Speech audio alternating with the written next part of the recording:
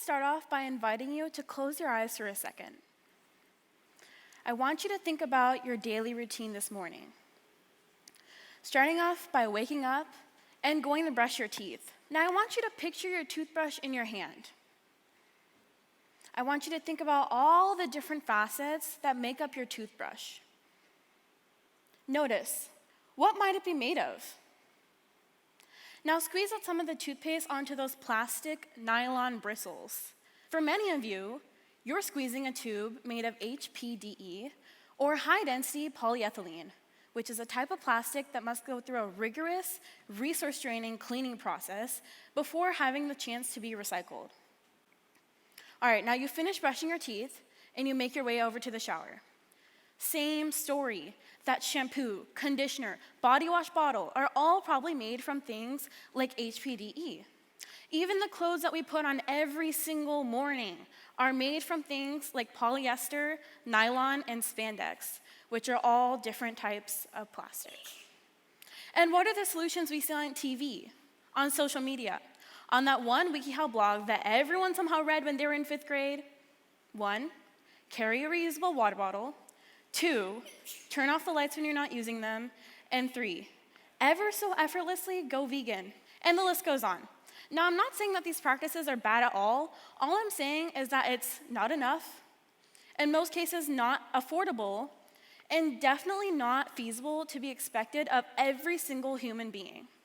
In this world we live in, sustainability is this sort of untouchable, posh, high-class concept. It's unattainable, unobtainable, and impossible. Especially in Austin, we already have food and gas prices rising. I mean, many of our grocery stores are even on it. Sustainable alternatives to household items are about $1 to $2 more on average, more than the generic household care items. And now you might be asking, well, Anoushka, how do I do it then? I don't have enough money, I don't have access to public transportation, and I'm too busy to be eco-friendly. But I can't help it, because being unsustainable is so much easier. And we see this a lot in America. According to a 2017 study, 42%, almost half, of consumers in the United States are not willing to pay more for eco-friendly products. In most cases, the less sustainable option is more affordable. The less sustainable option is more manageable. Oh my gosh, I'm running late for school. I don't have time to take out my reusable cup for Starbucks to fill up my coffee in and get a 10-cent discount. So what do? Where does this disconnect get bridged? This is where business comes in. And when I talk about business, and when I say business, I'm not just talking about through or in the professional world. I'm talking about institutionally, organizationally, and anywhere and everywhere in the physical world. But this process of attaining universal sustainable practices is not going to be easy. Yes, you don't have to go vegan to save the planet, but some amount of effort must collectively be made in order to make progress. This is also an issue that requires social action and alignment, talking, making it cool, and being creative. So here are 3 unique, actionable, and feasible items for you to tackle sustainability from a business perspective. 1, start with a story. It's important to remember that everything starts from intention. In order to call attention to something, we need people to be able to listen, not only hear us, but listen to us. And a way we can do this is through unconventional storytelling. When I was 11 years old, me and my parents, I only have parents, I don't have siblings, we moved into the house that we're currently living in today. And one day, when I was 11, we visited the house, we visited the construction site, and right in front of my eyes, I saw this beautiful, full, lush oak tree being cut off. And the sound of the saw was so loud. And that oak tree was being cut in place of my room. There was no way to transplant the tree or save it from its maybe 50 to 100-year-old life at that point.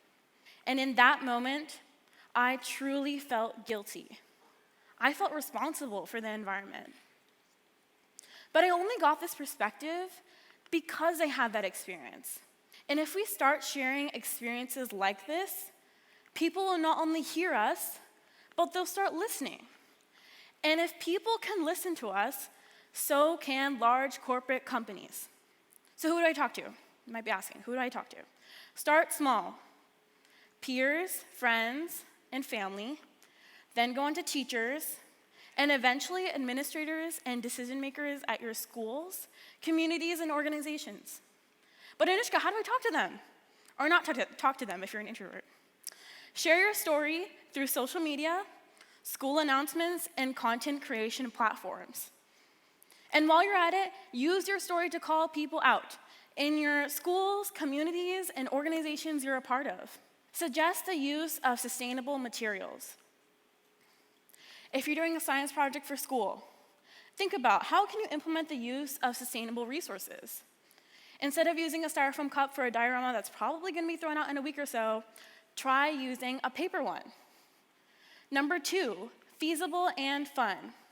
I think it's pretty clear that people are not going to be sustainable unless they actually really want to do something about it. And you might be asking, well, Anoushka, how do I do that? How do we make people listen, and how do we make people actually want to do something? We make it a trend. People love trends. We've all seen the Visco Girl 2019 Metal Straw TikTok loving girl say, "Save the turtles." And that alone made a huge impact. That alone made such a huge impact. All these corporate companies were so scared that they're using all these plastic materials. They started investing in metal straws. Start going to events and volunteering. High schoolers, I know y'all are looking for those NHS service hour points any chance you get. Yeah, paying for your friend's lunch at one time in October is not going to cut it for service hour points. So start going to beach cleanups in your area. Last summer, I studied abroad in Taiwan, and I went to a beach cleanup. And in this environment where I kind of knew nobody, I didn't know the language, I didn't know the culture, I was still able to make so many friends at this event, you know? So you might be thinking, well, Austin doesn't even have any beaches. What am I supposed to do? We have Ladybird Lake. That's close enough. Another thing to do is shop small. Kind of switch up your shopping habits. Go thrifting. Make it a game to shop at a different place once in a while. And while you're at it, stay away from fast fashion. Even though it's cheap, it's not good for the environment or your bank account over time. In fact, the word sustainability doesn't even have a legal definition. So companies are able to kind of mold the word sustainability around anything they want to as little as using twine to put on their price tag on clothes instead of an elastic string for aesthetics. And lastly, number 3, be heard. The current environmental crisis is unique in that the crisis affects everyone. Even in the deepest, darkest corners of our earth, you will still find plastic. So your engagement matters. I myself have worked with companies that have sought out biodegradable alternatives to things like polypropylene and nylon tights. Now, this doesn't mean that you have to go out of your way and work with companies that are eco-friendly and starting to develop all these alternatives. It just means to start thinking about it. Think of new innovations. Companies are constantly in need of new ideas. Plus, now they have a reason for consumers to invest in them. And be creative. This is a crisis that requires our imagination. So even if you thought of creating a giant vacuum that sucks up all the pollution from the air when you were younger, start talking about it. While these ideas may seem funny and impractical, they can inspire not only kids, but adults to start thinking creatively about our environmental problems and come up with solutions that are more practical and effective. So, the next time you're brushing your teeth, whether it's tonight, tomorrow, or in a few days, no judgment, I hope you consider potentially brushing your teeth with solar-powered wooden brushes, toothbrushes, or even ones made from cassava, cornstarch, or sugarcane. Thank you.